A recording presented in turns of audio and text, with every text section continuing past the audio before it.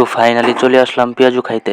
যেই পেঁয়াজু মুখে দিতেই প্রাণটা জুড়িয়ে যায়। বিকেলটা হলেই অনেক দূর দূরান্ত থেকে অনেক মানুষ আসতে থাকে এই পেঁয়াজু খেতে।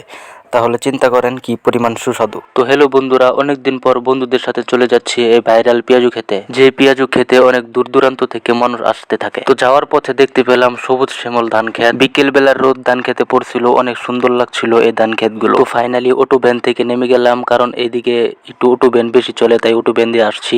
তো হাঁটতে হাঁটতে চলে আসলাম পেঁয়াজুর দোকানে। দেখতেই পাচ্ছেন এই যে পেঁয়াজুর দোকান, এই পেঁয়াজুর দোকানে অনেক ভিড় হয় দেখতেই পাচ্ছেন। তো চাচা এখন পেঁয়াজু অনেকগুলো ভাজতেছে, ওইখানে পেঁয়াজুগুলো সব শেষ, তাই পেঁয়াজুগুলো ভাজতেছে। আমাদের আগে অনেকগুলো মানুষ আসছে, তাই আমরা সামনের বেঞ্চে বসে পেঁয়াজুর জন্য অপেক্ষা করছিলাম আর দেখছিলাম পেঁয়াজুগুলো কিভাবে ভাজে। দেখতেই পাচ্ছেন কিভাবে পেঁয়াজুগুলো ভাজতেছে। তো ফাইনালি পেঁয়াজুগুলো হাতে পেয়ে গেলাম, সাথে দিয়েছেন কাঁচামরিচ আর শসার সালাদ। এই কাঁচামরিচ আর সালাদ দিয়ে পেঁয়াজু খেলে কি পরিমাণ যে সুস্বাদু লাগে আপনি না খেলে বুঝবেনই না।